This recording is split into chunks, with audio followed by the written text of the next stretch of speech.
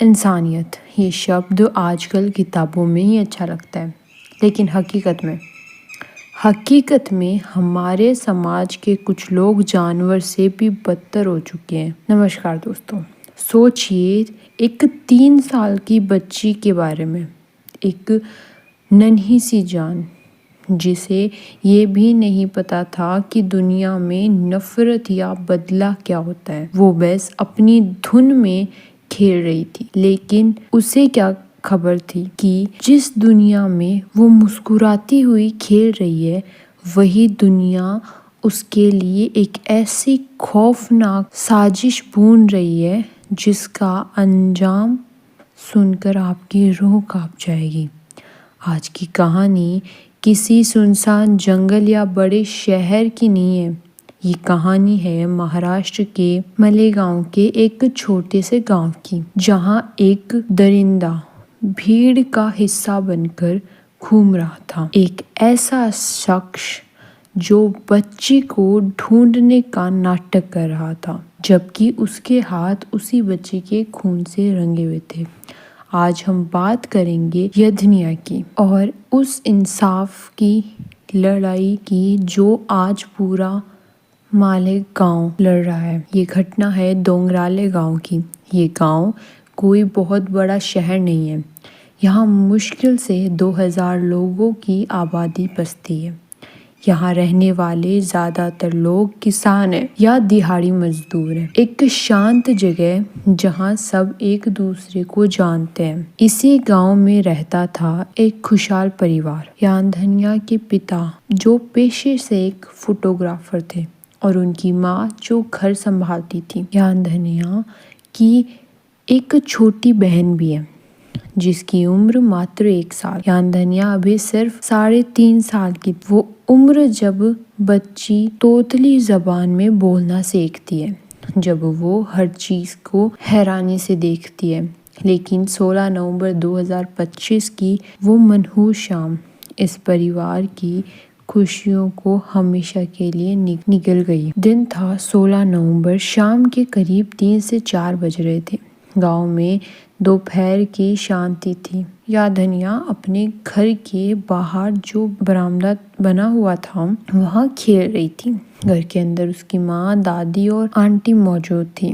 वो अपनी छोटी बहन के साथ व्यस्त थी। हम अक्सर सोचते हैं कि घर के बाहर बच्चा खेल रहा है तो सुरक्षित ही होगा। गांव देहात में तो वैसे ही दरवाजे खुले रहते हैं। लेकिन करीब आधे घंटे बाद अचानक वो याधनिया की खेलने की आवाजें नहीं आ रही। पहले तो घर वालों को लगा कि शायद वो पड़ोस में किसी बच्चे के साथ खेलने चली गई होगी। 10 मिनट बीते, 20 मिनट बीते, लेकिन जब 35-40 मिनट बाद भी याधनिया वापस नहीं लौटी तो माँ का दिल घबराने लगा। माँ ने आवाज लगाई, याधनिया याधनिया, लेकिन उधर से कोई जवाब नहीं आया। याधनिया के पिता उस वक्त फोटोग्राफी के काम से बाहर गए हुए थे। घर की औरतों ने आसपास ढूंढना शुरू किया। पड़ोसियों से पूछा, गलियों में देखा, लेकिन याधनिया का कहीं कोई निशान नहीं था। जैसे जैसे सूरज ढल रहा था वैसे वैसे परिवार की धड़कनें भी बढ़ रही थी। डोंगराले गांव में ना तो शहरों की तरह हर जगह सीसीटीवी कैमरास लगे थे और ना ही वहाँ सड़कों पर तेज स्ट्रिंग लाइट थी। अंधेरा होने का मतलब था उम्मीद का कम होना। पूरा मोहल्ला जमा हो गया।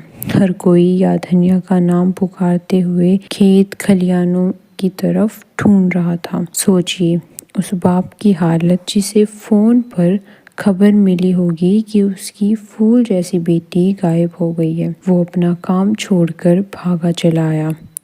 लोगों ने हर जगह ढूंढा, कुएं में झांक कर देखा, खेतों में देखा, लेकिन किसी को अंदाजा नहीं था कि याधनिया उनसे दूर नहीं थी, वो बहुत पास थी। शाम के 7:30 बजे अंधेरा गहरा हो चुका था।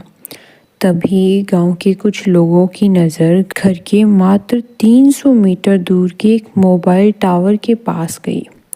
वहाँ पावर की कंपाउंड वॉल के पास झाड़ियों में कुछ दिखाई दिया। जब टॉर्च की रोशनी वहां पड़ी तो वहां खड़े लोगों के मुंह से चीख निकल गई।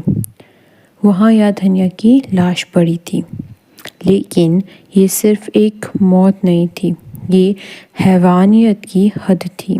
बच्ची के शरीर पर चोट के निशान थे और सबसे खौफनाक बात थी कि उसके सर को एक भारी पत्थर से कुचल दिया गया था। दोषी ने पहचान छुपाने के लिए या गुस्से में उस नन्ही सी बच्ची का चेहरा बिगाड़ने की कोशिश की थी। एक 3.5 साल की बच्ची जिसका कसूर सिर्फ इतना था कि वो उस वक्त घर से बाहर अकेली थी। पूरा गांव सदमे में था। पुलिस को बुलाया गया।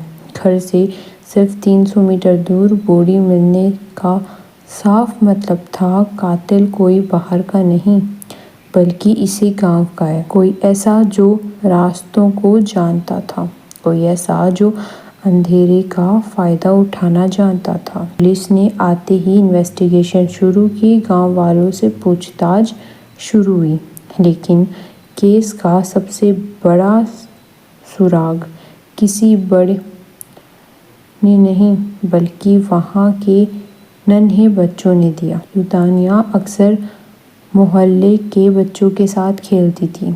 जब पुलिस ने उन बच्चों से प्यार से पूछा तो उन्होंने एक शॉकिंग खुलासा किया।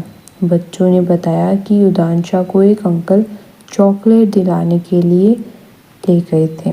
जब पुलिस ने पूछा कौन से अंकल, तो बच्चों ने इशारा किया एक ऐसे शख्स की तरफ जिसे देखकर सबके होश उड़ गए। वो शख्स था विजय, 24 साल का नौजवान जो युधानिया के घर से मुश्किल से 200 मीटर की दूरी पर रहता था। विजय एक डेली वेज कंस्ट्रक्शन वर्कर था, अनमैरिड था। लेकिन सबसे घिनौनी बात पता है क्या थी? वो गांव वाले युधानिया को ढूंढ रहे थे, तब ये विजय भी उनके साथ ढूंढने का नाटक कर रहा था। लोगों ने पुलिस को बताया कि सर्च के दौरान विजय ने 2 बार मोबाइल टावर की कंपाउंड वॉल फाड़ कर चेक किया था। सबको लगा वो मदद कर रहे हैं, लेकिन असल में वो ये कंफर्म करने जा रहा था कि कहीं किसी को लाश मिल तो नहीं गई। वो अपनी चोरी पकड़े जाने के डर से वहां मंडरा रहा था।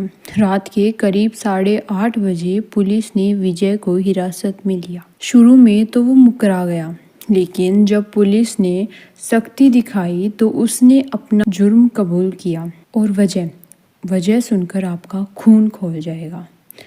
विजय ने बताया कि 1 महीने पहले उसका याधन्या के पिता से किसी बात को लेकर झगड़ा हुआ था। उसी झगड़े का बदला लेने के लिए उसने मासूम बेटी को निशाना बनाया। 16 नवंबर की दोपहर को विजय ने शराब पी रखी थी। जब उसने याधन्या को अकेला खेलते देखा तो उसके दिमाग में शैतानी प्लान आया। उसने चॉकलेट का लालच देकर बच्ची को अपने साथ चलने के लिए मनाया। बच्ची उसे अंकल मानती थी, इसलिए वो बिना डरे उसकी उंगली पकड़कर चल दी। विजय उसे अपने घर ले गया। वहाँ उसने उस बच्ची के साथ वो किया जिसे बयान करने के लिए मेरे पास शब्द नहीं है। जब बच्ची चिल्लाने लगी या जब उसे लगा कि वो पकड़ा जाएगा, तो उसने वहीं घर के 4 दीवार में उसका गला घोंट दिया। लेकिन दरिंदगी यहाँ ख़त्म नहीं हुई। अंधेरे का फ़ायदा उठाकर वो लाश को उठाकर टावर के पास ले गया और वहीं एक भारी पत्थर से उस फूल जैसी बच्ची का सर कुचल दिया। जुर्म कबूलने के बाद पुलिस ने DNA टेस्ट कराया, जो मैच हो गया। विजय पर भारतीय न्याय संहिता की सेक्शन 66 और सेक्शन 103 के तहत केस दर्ज हुआ है। लेकिन क्या सिर्फ अरेस्ट काफ़ी है? आज गरीब किसान और मजदूर परिवार से होने के कारण मेन स्ट्रीम मीडिया में शायद ये खबर हेडलाइन ना बने। या धनिया के खिलौने आज भी वही हैं, उसका कमरा वही है, पर वो छोटी सी हंसी अब कभी वापस नहीं आएगी। हमारा सवाल ये है कि ऐसे दरिंदों को सजा मिलने में सालों क्यों लग जाता है? क्या फास्ट ट्रैक कोर्ट में इसका फैसला 1 महीने के अंदर नहीं होना चाहिए? दोस्तों, आज की वीडियो यहीं ख़त्म होती है। मिलते हैं नेक्स्ट वीडियो में। और अगर आपको हमारे चैनल की वीडियो अच्छी लगती है या आप देखना चाहते हैं न्यू हॉरर स्टोरीज़, डरावनी कहानियाँ और क्राइम स्टोरीज़, तो हमारे चैनल को अभी सब्सक्राइब कर लीजिए।